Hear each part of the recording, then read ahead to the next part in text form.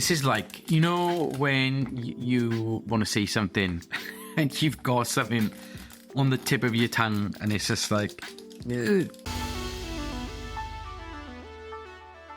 What is happening? So obviously we've got, excuse all the mess, this is me tinkering in the shop. So we've got this is the Apex ink, and while the Apex ink, I'm getting used to it and I'm actually enjoying it and I'm liking the way the healed product is turning out. Even the heal times are really good actually, and the people I've had with it haven't had any problems. I'm still having a little bit of a problem because obviously my colour palette is no longer available. Now, one of the things in my colour palette is that this is called Robin Egg Blue. It is my favourite blue.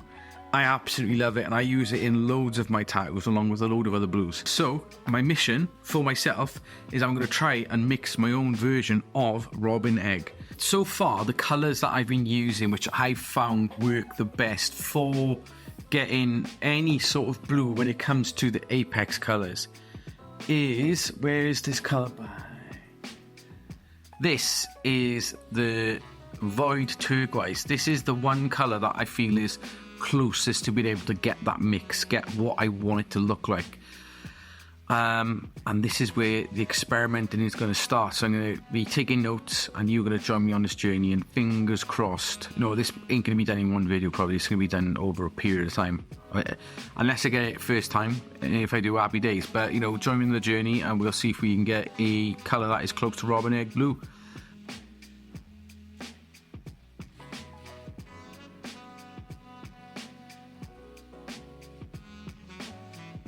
So I've got my base, which is the turquoise, this Void Turquoise with white. Now, they actually make really nice colours, however, they are nowhere near that.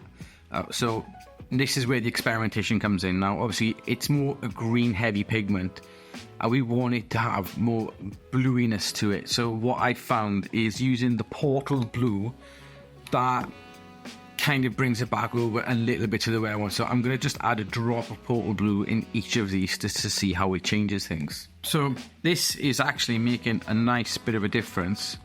I don't think it's ever going to be the same, but you know, it's better to have it close enough than not at all. They've got, like, I think without having the blue 15 and the green 7, we have got some nice steely kind of blues when you mix them. But I do feel like this is a completely new experience when it comes to mixing a colour palette, because like obviously they've had to mix different pigments to get to where they want to be. Oh, that's nice.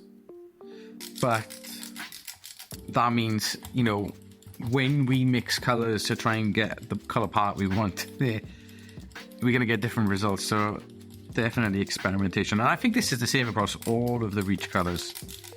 Like all of the ones that I've used. Like I said, this is not specific to Eternal. I feel like I'm getting somewhere. Let me get another. I think what I'm going to do is add another of the Portal Blue in there. Let's see where we go now.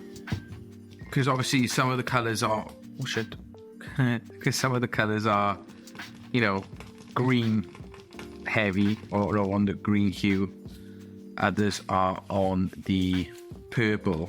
So I just feel like what you're going to try and do, and I could be wrong, but I just feel like it's a case of picking a base. So I picked the green, but no, the turquoise as the base, and then adding white.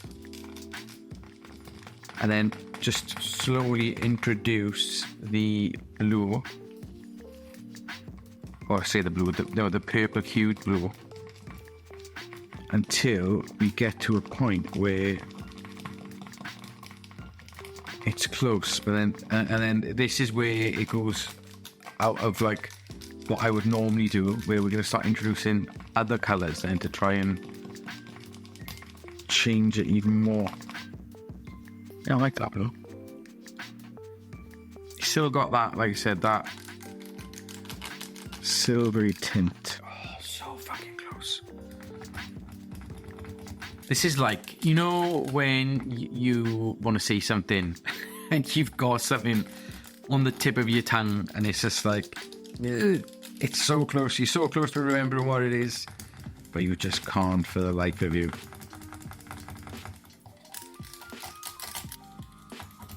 Right, I'm gonna get some paper. That is what I've got so far. That is my blue color palette that I've made, and now I'm gonna start trying to change things up a bit. This is proving difficult, and it's, you're trying to create something out of nothing. That's what I'm trying to do. I'm trying to create something out of nothing. You know, we don't have blue, and I'm trying to create a color that is as close to what I need it to be, with colors that don't really make that. So yeah, it's a tough one. You know, if I can get it as close to it as I can, I'll be happy. You know, close to is better than not at all, in my opinion. Okay, I'm going to call it. I'm going to let these dry. I'm going to clean my shit up because I've made a massive mess for you. So I'm going to clean all this up, and then I'm going to have, hopefully by the time I've cleaned, they're all dry. We'll have a look and see what we've got. I don't think we're there yet. However, I've had a couple of happy accidents, and I think I've got some nice colours. So we'll have a look. In my my eternal search for the blue, this is what I've got.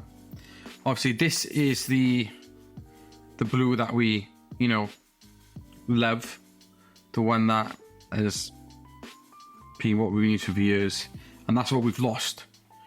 So this is my attempt at kind of trying to come up with something. As you can see, it is not happening today. These are quite nice. I like the way they've ended up looking. These are some nice colours, some nice greens. So, as it stands, we don't have a blue that is close enough to Robin Egg blue yet. I think it's going to be one of those things where we are going to need an actual blue pigment. I don't think there's I don't think as good as somebody's going to be at mixing colours, you're going to get that sweet spot. You're always going to get close enough, but it's never going to be this. It'll never be that. And that is what we're missing. This is what we need. And like, obviously, especially in the UK, you know, we've got the REACH regulations coming in the UK. And I think they're undecided about whether or not they want to keep the blue 15 and green 7. I think they should, because since the European Union has put the ban through, you know, Germany, a company in Germany has gone through and done some testing. And obviously there's not enough data out there, but what they've been able to do with their testing is show that blue 15 is not carcinogenic. And I think that should be enough. You know, if somebody's tested it and it shows that blue 15 is not carcinogenic, doesn't have allergies and so on, then that should be good. Because, like, I think everybody online at the minute is going like, oh my god, it's not safe. There's no proof either way. There's no proof that it isn't, or if it is or isn't. You know, obviously, proof is in the pudding. People have been getting tattooed for years with blue ink, and you know, it hasn't caused any problems. I would even go as far as saying, out of every single colour I've used in my entire career, blue is one of the ones that I've never, ever, ever had a problem with. It's always been the most stable colour. It stays in the skin longer. Yes, it's harder to laser remove, and I think that might be one point of why we're in this situation, is like people can't laser it out. But tattoos are permanent. Do you know what I mean? You get a tattoo, it's meant to be permanent. We live in a culture now where everything's easy to throw away and easy to replace. Maybe people need to realise that if you want a blue tattoo, that tattoo's for life, not just for Instagram. It's not for Christmas, it's for life. Like, so if you're gonna have something with blue in it, just keep it in there, like. But yeah, this has been fun. I've enjoyed doing this. I've had a nice little time testing out all the colours, mixing them, see what I can come up with. It's got my juices flowing, and I'm going to continue doing it and keep you all updated. But I hope you enjoyed this little video on my little journey to trying to get a blue that I like. So I will catch you later, guys.